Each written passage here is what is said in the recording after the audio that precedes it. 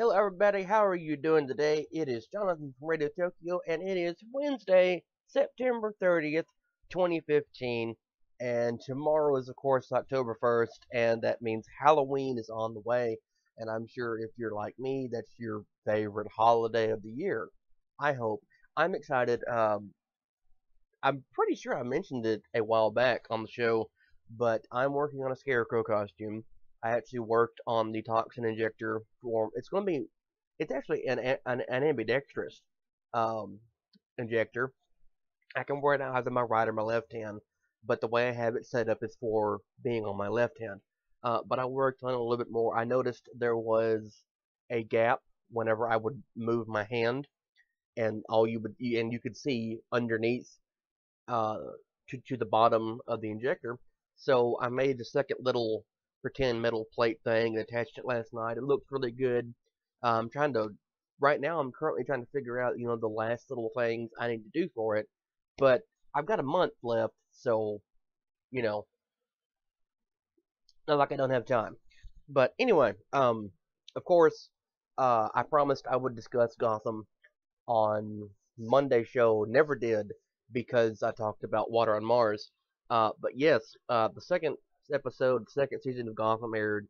It's fantastic. Cameron Monaghan is amazing. If you have not seen him in Shameless, but you've seen him in this, in Gotham, then you get a pretty decent idea of how good this young man is at being crazy.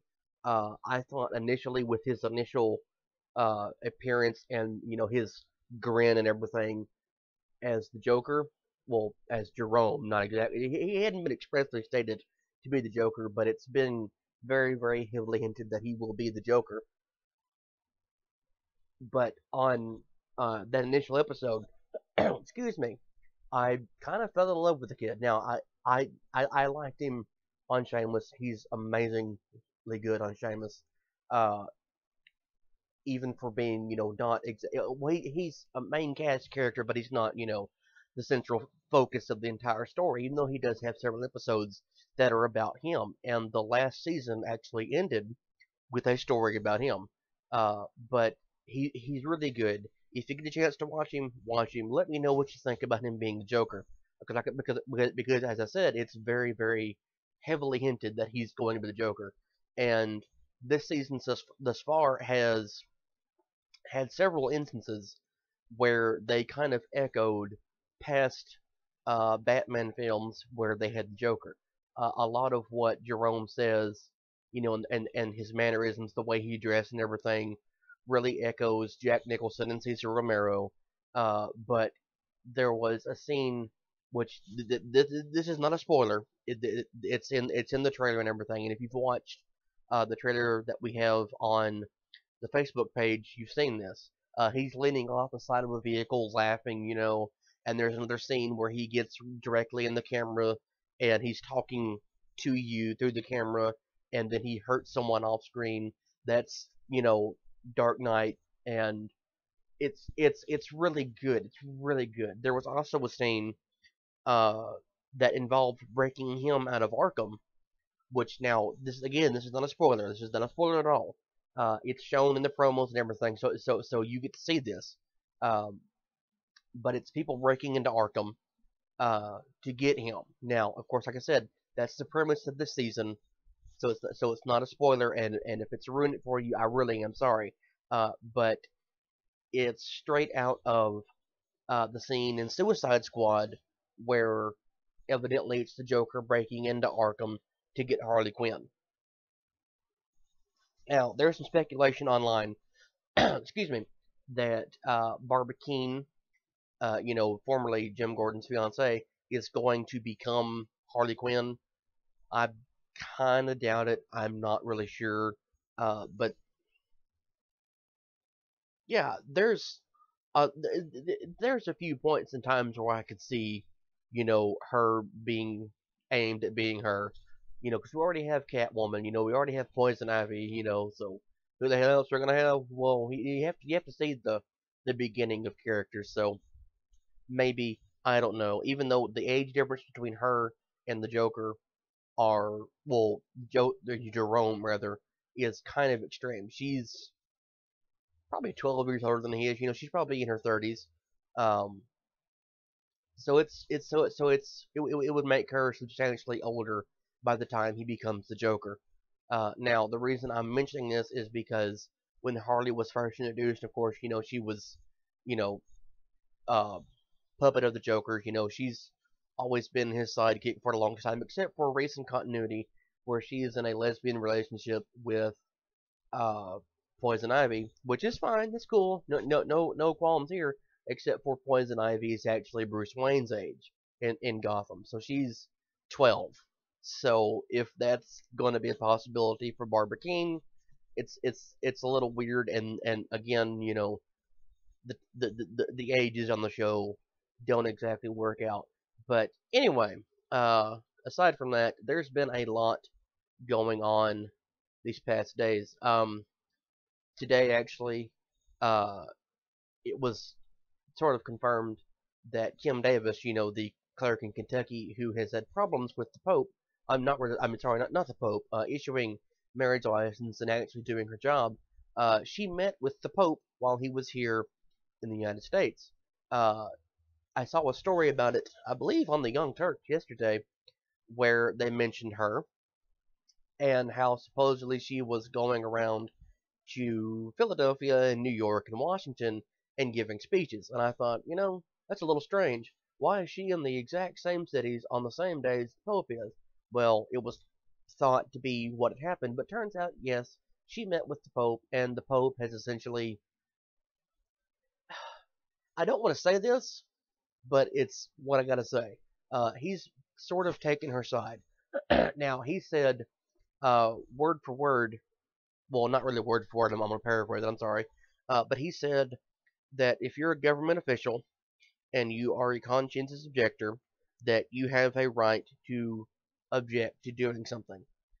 Now, whether he said that to her, I don't know. Whether he knows the details of what's going on, I don't know. But Francis is one of the most progressive popes that I'm ever aware of ever having.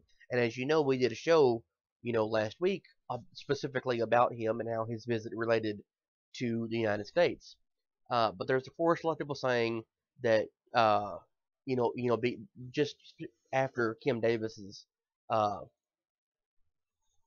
becoming a public figure, that the United States is of course a Christian nation, and Christianity is under attack. And if you are on Twitter at all and you read the tweets of uh, Mike Huckabee, for example, you can see, he's clearly stating, Christianity is under attack. And of course, there was a rally when Kim Davis was released that was actually put on by Mike Huckabee.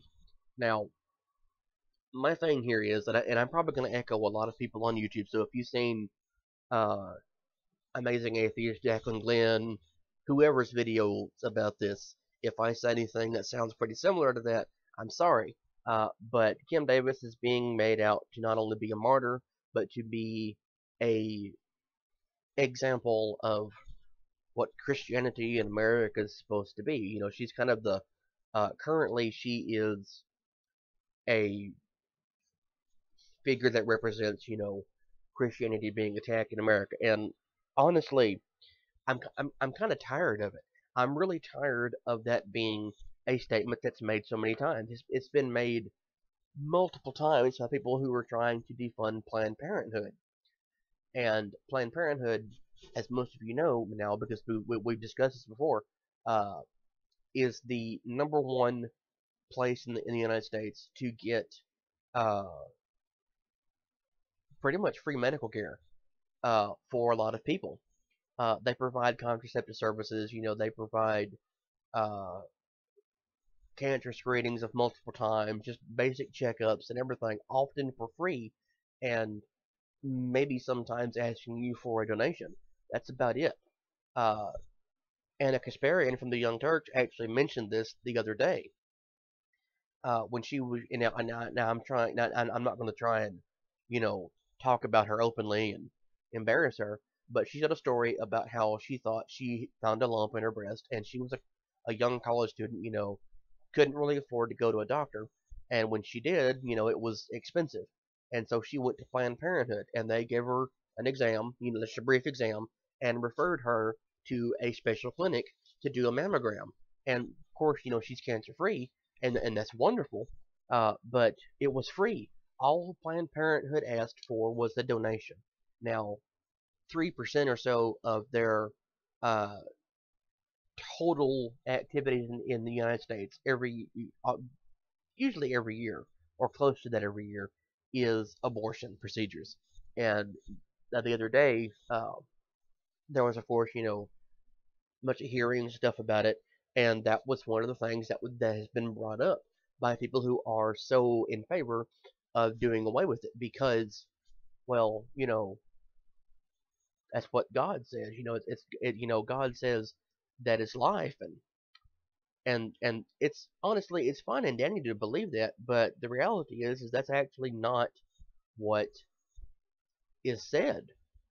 Really, it's not. Give me 1 second. I just misplaced my note about this.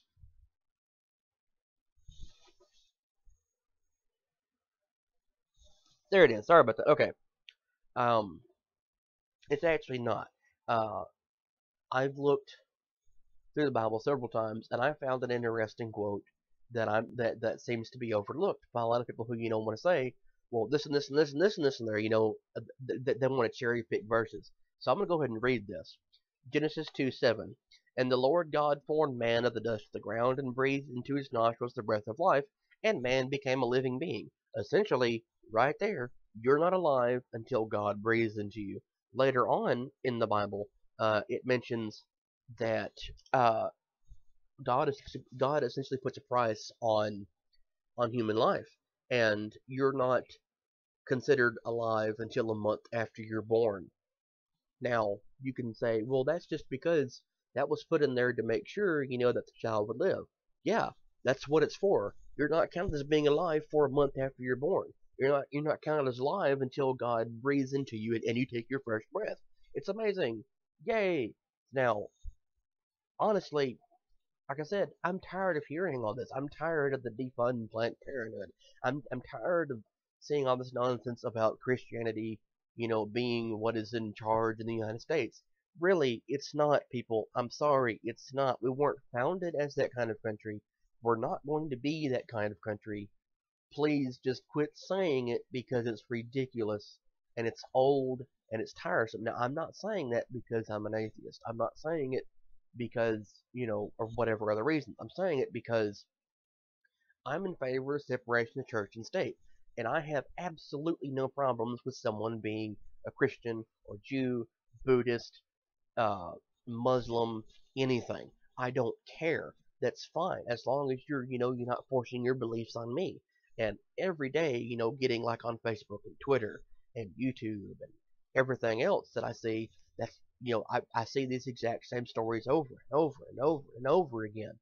And I'm like, just please read the Constitution, make an understanding that you it's it blows my mind. It really does. I mean, I'm sorry, to go off on a rant about this, but I feel like I need to say it. I feel like I need to say that you guys need to shut the hell up with your proselytizing because people are tired of it.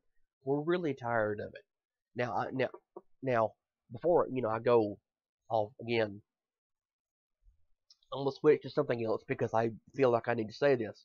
Um, uh, I I follow Jacqueline Glenn on YouTube and Facebook and Twitter and whatnot. Now, she was in a little bit of trouble this past weekend and week, because she made a video that responded to Kim Davis, of course, and apparently she plagiarized somebody else's video on YouTube. Now, I've seen the original video, I've seen Jacqueline's original video, and I've seen the second one that she did about the same topic. So I just want to go ahead and say this out there. You just go ahead and get it publicly. You know, if Jacqueline copied the original video, I don't think she intended to. I think, when she reviewed it, she saw, it was too close, it was too similar, so she remade it, and that's fine. It doesn't hurt anything for her to have done that. So everybody who's attacking her, please stop. Please just stop. I mean, as you can see in this video, I've covered several things that have been covered by multiple people on YouTube. Now I've probably used some same phrases more than once, and that's fine. It happens. I'm sure I've done it in videos about every other topic that we've done, whether it was on the Friday show or the Monday or Wednesday shows. It happens. People are going to discuss the same thing. You can't go around saying everything's plagiarism. So just once, back up off of Jacqueline. I mean, come on now. One of her number one supporters is Dusty Smith, on YouTube known as Cult of Dusty, and on Facebook as Cult of Dusty, in fact, too. And he has no problem with it. In fact, he said he would rather someone make his videos word for word, actually plagiarize him word for word, shot for shot, and repost that than to have someone nitpick about who said what when they said it. So just come on, ease up a little bit, guys. But yeah, that's really all I really had to talk about today. I would like to talk about more, but I don't want to keep going and going and going and get way off track here with what I need to talk about. Anyway, but Friday show's coming up. Should be good. Nick should be here. I should be here, and we'll try and get Danny here. She's been really busy lately, so just keep her fingers crossed. But we'll talk about something that's kind of, more enjoyable and fun than the real world stuff we've discussed past several shows. So I look forward, seeing, excuse me. I look forward to talking to all of you on Friday. Please remember to like this video, comment on it, share it, like us on Facebook, tell Nick how much you hate him, tell Danny she needs to be here for every episode. And while you're doing that, look up the page Tender Burnt Fuse on Facebook, give it a like, let the young lady doing that, know what you think, give her some support. I'll talk to all of you soon. Thank you everybody for listening. Have a great day. Bye bye.